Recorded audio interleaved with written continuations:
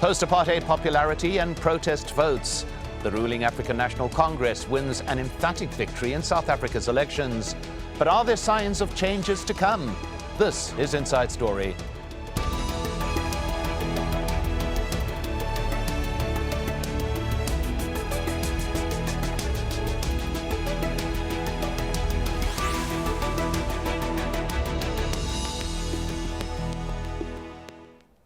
Hello and welcome to the program. I'm Mike Hanna.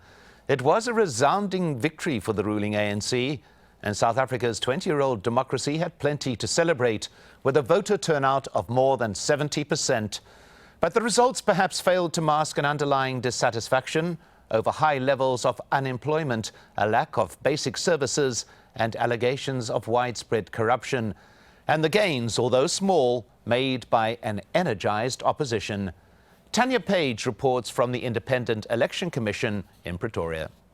This is the nerve centre of South Africa's elections, the National Results Centre. Everybody's here to focus on those big blue boards you can see behind me, the most important of which is the one in the centre showing the national results. If you look up at that board, about 5 down on the list is the African National Congress, with a huge margin, 11 million people voting for the governing ANC. That will give it just over 60% share of the vote. Still a win, but it is down on the 65% it enjoyed in the last election. If we slip down on that list as well, we come across the DA, the Democratic Alliance, strengthening its position as the country's official opposition party with 30% more share of the vote. And just below them, EFF, Economic Freedom Fighters. They are the newcomers on the block, bound to be very pleased with coming in third. The EFF really hit a note with its policy ideas of nationalising the country's mines and banks and seizing land without compensation. But they are populist messages, according to the DA leader, Helen Zille, who I spoke to a short time ago. She says the DA is the only opposition party with a real plan for the next 5 years. What voters want is a clear, principled alternative to the ANC.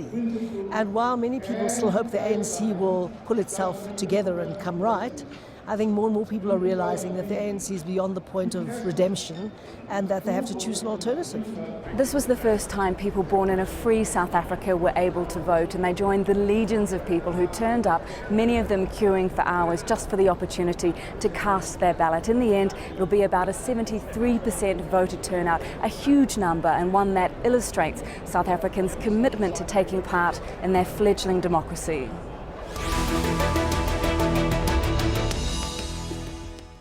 Well, let's cross to South Africa and introduce our panel for this discussion. Joining us from the Independent Election Commission in Pretoria is Lindiwe Zulu, an advisor to President Jacob Zuma and a member of the ANC's National Executive. Then there is Mbuyezeni Ndlozi, spokesman for the Economic Freedom Fighters Party. And in Johannesburg, we have Adam Habib, Vice-Chancellor and Principal of the University of the Witwatersrand. Welcome to you all. Let's start at the IEC with Lindiwe Zulu. Certainly fears of any apathy among the voters dispelled. 3/4 of the country's registered voters actually went to the polls. What is your reaction to this extremely large turnout? Well, we expected this turnout from South Africans, and of course we are yet to thank all the South Africans that managed to get to the poll. And we are saying this is democracy. 20 years down the line of democracy, we cannot start talking about voter apathy, because we think that the people of South Africa will continue to exercise their right which for a very long time they never get an opportunity to vote. So we are going to be seeing this trend ongoing, but of course it also depends on ourselves as the political parties, how much more we can be able to engage with the people of South Africa in general to say that voting is important because soon we have to form a government, and the choice that the people had to make is still very important for us in South Africa. Well, Mbuyezeni Ndlozi, your initial reaction to the size of the turnout. We'll get and talk about your showing in a little bit. It is indeed something to celebrate, and we would like to congratulate all South Africans for taking on the important opportunity to determine what becomes of the country's future for the next 5 years. Adam Habib, there had been much talk in the lead into these elections that certain sectors of the voters were not going to turn out, particularly the new generation, the so-called born-free generation. Initial polls showed a low turnout among them, but the results indicate that there was a large turnout among most of the country's demographics. Is that correct? That's true. At one level, there isn't a bad turnout. On another level, I think we shouldn't be complacent. It's worth bearing in mind that this turnout is of registered voters. Now, there are about 8 to 9 million voters that did not register. And that's something that one should be mindful of. There has been a small fall. And if you add those voters that did not register and the slight fall in turnout, and you would want to realize that there are more people who didn't vote than people who voted for the ruling party. And that should be surprising and concerning when we are only 20 years into our democracy. So I think, yes, there's been a good turnout in relation to registered voters, but there are still too many voters that are not registered.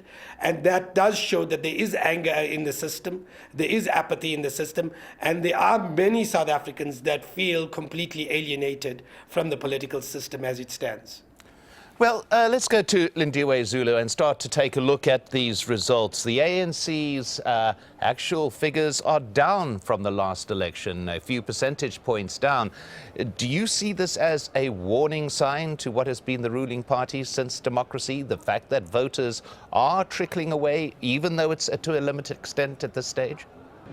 It's a very limited extent, as you rightfully say, but of course we do accept that as the African National Congress, that it is a wake-up call. It does mean that there are areas where we were not able to reach out properly, but there's also, we must understand the context under which we are operating in South Africa. There are those people who are not happy with the fact that delivery has not reached them. They look at across the road and see that some people have already got houses, water and electricity, and therefore they demanding that they must also get the same. And therefore we're not going to take this very lightly. We're going to go back to the drawing board and begin to look at the figures and be very specific as to where exactly did we get the most votes and where didn't we get votes and why didn't we get those votes. But of course we also can look back to the fact that during the elections, we went out throughout the length and breadth of South Africa to just listen to the people and hear what they have to say. And we think that the wake-up call is very clear that for the things that we had promised that we were going to deliver and didn't deliver, people are unhappy about that. However, we've also said to the people, it wouldn't have been possible for us to deliver in the 20 years. We have a plan for the next 5 years and the next 20 years. We hope that we'll be able to hold ourselves accountable first and foremost before even the electorate can hold us accountable. We have to do our own internal introspection and see where the weaknesses and where the strengths are. We've said it already, that in the 20 years, we've seen the bad, we've seen the ugly, but we've also seen a lot of good. That's why we are saying that we've got a good story to tell. However, in that good story, we are saying we'll have to focus on what we think has been the bad and the ugly, so that come the next elections, in fact, we have local government elections coming up very soon, we are not going to rest on our laurels. We're going to start ensuring that where we have said we will deliver, we must deliver and improve, so that come local government elections, the voters must have much more confidence in the African National Congress. Well, let's go to Mbuyezeni Ndlozi from the new party in the mix, a party that's been in existence for a matter of months. So far, the figures showing that it will have more than 20 seats in the new parliament when the parliament convenes. What do you think lies behind this sudden appearance on the political scene and relative success in its first attempt at the polls, Mbuyezeni? Well, the Economic Freedom Fighters is a result of the the many disenfranchised people who are dissatisfied about the treatment that they've received in the past 20 years. It speaks to the poor, it speaks to the unemployed, it speaks to the people who work as petrol attendants, domestic workers, introducing the idea that we've got to seriously think of economic freedom. And we've run a very difficult campaign. Of course, we've just existed for only few months. We've run a difficult campaign. We've been opposed everywhere. Most of our meetings disrupted. Most of our election paraphernalia, like posters, burned down, receiving a lot of hostility from the ruling party. But we've made it against all those odds. And more than 1 million South Africans have said they want that voice, that particular agenda of economic freedom to be represented in Parliament. We'll be doing that, and we really appreciate the statement of confidence with only a few months in existence that they've given to us. But as I said, it represents really a new direction that our people are beginning to chant. We think that they've given us a chance, and we're going to prove ourselves. In the next elections, we'll do better, and certainly not only in these local government elections, but also in the next general elections. We're planning to make sure that we really substitute the ruling party whose ideas are really bankrupt, that are unable to change the macroeconomic direction of this country towards it being more inclusive, particularly of the many black people that remain disenfranchised. Well, Adam Habib, the Young Democracy is somewhat brutal on new political parties. The Congress of the People, which was standing roughly with the same percentage figures after the last election, this election got less than 1%. It's basically been destroyed as a political party. Do you believe that a movement like the EFF is different to this? Is this perhaps a lasting movement that will have more staying power? Well, I'd like to say two things. I think that on that question, I think that the reason the COPE did as badly as it did is because it began to start they began to start bickering among themselves. And South Africans do not take kindly to it. And so South Africans got turned off from COPE because the leaders began to fight amongst themselves. They were more concerned about positions than about representing citizens' interests. I think that lesson needs to be borne by the EFF. They need to make sure that they do not start bickering amongst themselves now that they are in Parliament, and they need to start articulating interests that they are meant to represent. I want to also come back to Lindiwe, because I think I think this message, these results send a very strong message to the ANC. The Zuma team has now lost votes in 2 elections. In 2009, it fell from 70%, just under, to 66, and now it's fallen from 66 to anything above 61.5% to 62%. In Gauteng, it's fallen by a massive 10%. And that message, I think the voters are sending a very strong message saying, don't take us for granted. This nonsense that ANC leaders have suggested that Nkandla has only impacted on the middle classes. Well, what you're seeing here is working class people actually deciding that they are particularly unhappy at corruption scandals, and they're making their voices heard. The second point to bear in mind is that by falling that heavily in Gauteng, having fallen and lost the Western Cape, having a dramatic fall in Nelson Mandela Metropole, and in Johannesburg having less than an absolute majority, suggests that the ANC is at the risk, like ZANU-PF, of losing the urban metropoles and losing the middle classes. And you can't be a party of modernity. You can't be a party of inclusive democracy. You can't be a party that occupies the global stage when you lose that kind of middle classes and the urban metropoles. So I think it's a very, very strong warning to the ANC that don't become complacent. I also think that there's a message going to the opposition parties, because the footprint of the EFF suggests that the electoral gap is to the left of the ANC, not to the right of the ANC. And so the DA might have done well compared to 2009, jumping from 16 to 22, but it's lower than the 24% it got in 2011. And it suggests that the DA is plateauing, and that the real debate is to the left of the ANC, and should an electoral alternative emerge from within COSATU or NUMSA, then it could constitute a very serious threat to both the DA and to the ANC itself. Well, we'll get to some of those points that you're making a little bit later, but let's go to Lindiwe Zulu to respond to a number of things that Adam Habib was saying there.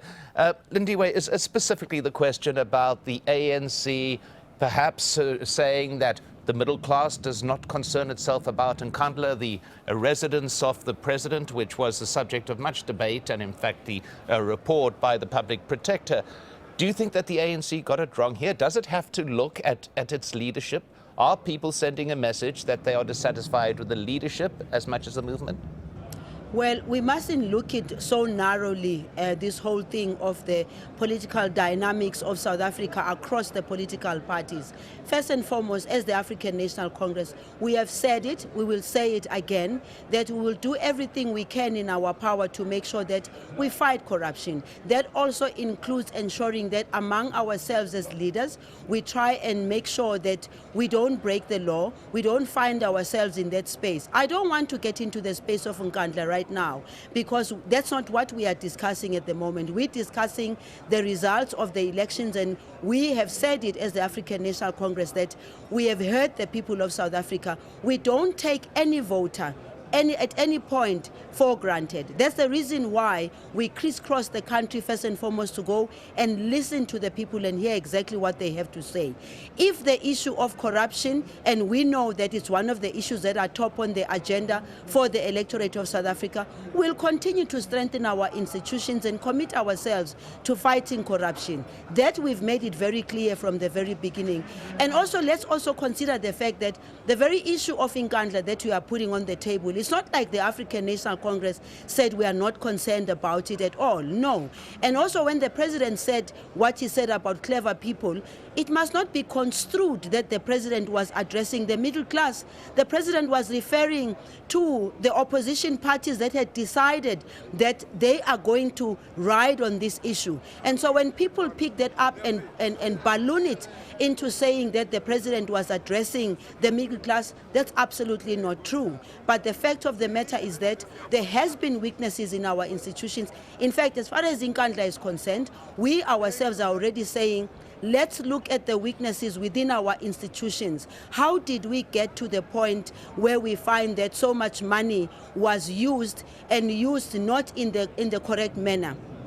We are accepting that, and we're saying, let's correct that so that in future it doesn't happen. It's not true that the African National Congress takes people for granted. The issue of Nkandla has been a concern to us. Many a times we've had reports, we've questioned many things as leadership of the African National Congress. The president himself has never refused, even in Parliament, to respond to the questions of Nkandla. And that issue has not been completed, by the way. We also have the SIU report, which still has to be taken out. And the bottom line is that from the African National Congress, we are also saying who did what and what is the action that needs to be taken when we look at the reports that are on the table. Now, that's not a party that doesn't want to deal with corruption. That's not a party that's heavy-handed in terms of addressing those issues. We accept where we have made the mistakes. We say to the people of South Africa, we have heard you. Where we've made our mistakes, we'll do our best to correct them. Well, let's go to Mbuyazeni and Lozi to pick up another thing that Adam Habib said there, and that is the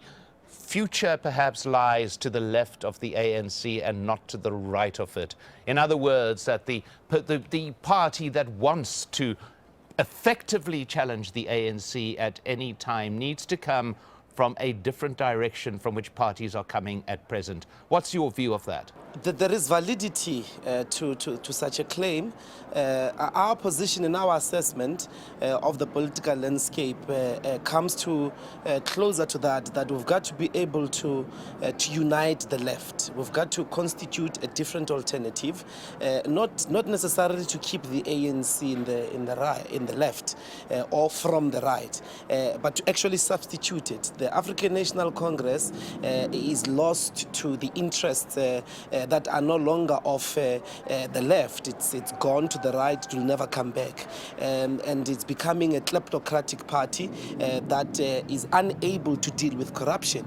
It's unable to punish people who are corrupt. They are apologists, but also they apologize all the time. They think that they can come into the table and simply apologize without people being punished for misusing state funds. It's gone. So we are constituting a project that not only went into these elections and said that we've got to reduce significantly the majority of the ANC, but that also is thinking increasingly in conversation with others outside of parliament, in the protest movement, in the trade union movement, to constitute a left alternative that is going to implement a left agenda in the country. And I think it's critical as well to respond to the COPE claims. I mean, COPE was constituted by former ministers, deputy president, former deputy president. It had the endorsement of a state president, of a former state president. As the economic freedom fighters, we started from nothing.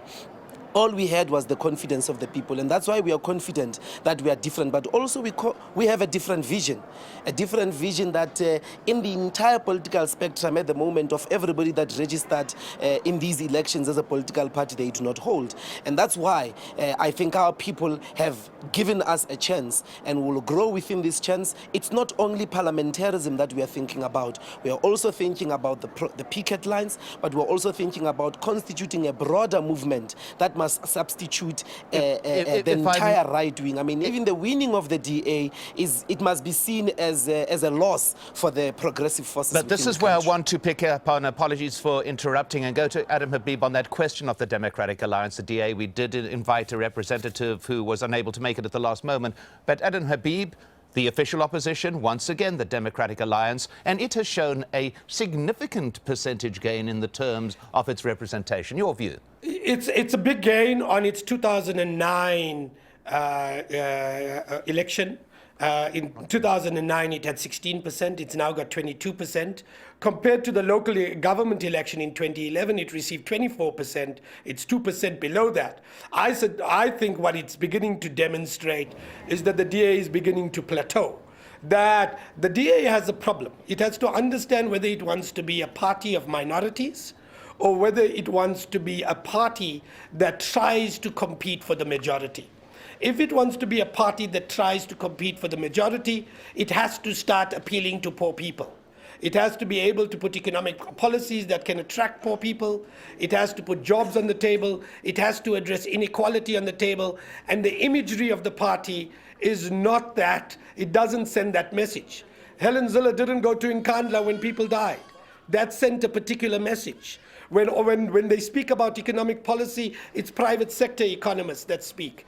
That sends a particular image. That's the dilemma of the DA. So it seems to me that it's beginning to plateau, and that any serious alternative to the left of the ANC will likely make major inroads both into the DA and into the ANC itself. Well, let's pause at that particular point, if I may, Adam. If I may just pause and interrupt you. Let's just listen to the thoughts of some South Africans and what their expectations were from this election. I just hope there will be a change, the jobs, the houses, everything, and the schooling for our children. Please, we are not working, even us. What we want to improve the lifestyle of the poor people from the ground level of the South Africa, because they are the ones that they put at this government into power. It's a right that a lot of people have fought for and even died for, and I think we should never ever forget that we're very privileged, and to always think about how lucky we are as South Africans to have freedom now and democracy. Adam Habib, very, very quickly, you mentioned that these figures must be taken with a certain degree of suspicion that many people are not registered to vote. Is the country 20 years on measuring up to the promise that it showed in terms of people turning out at the polling stations? Look, I think it's made major gains. I think there's been major advances over the last. So 2014 is far better in South Africa than 1994 was. Having said that, I do not believe we are achieving our promise. The level of inequality in our society, the marginalization you heard from those people who are speaking, suggests that the promise has not been met. And this election results is a strong message to the political elite in the ruling party and to the opposition. You're not doing enough. And if you don't do enough, we'll find somebody who will. Well, at that particular point, my thanks to our guests, Lindiwe Zulu, Mbuyezeni Ndlozi, and Adam Habib. And please add your voice to this discussion. You can leave your comments at facebook.com/AJ Inside Story or go to @AJ Inside Story on Twitter. I'm Mike Hanna. Thanks for watching, and goodbye for now.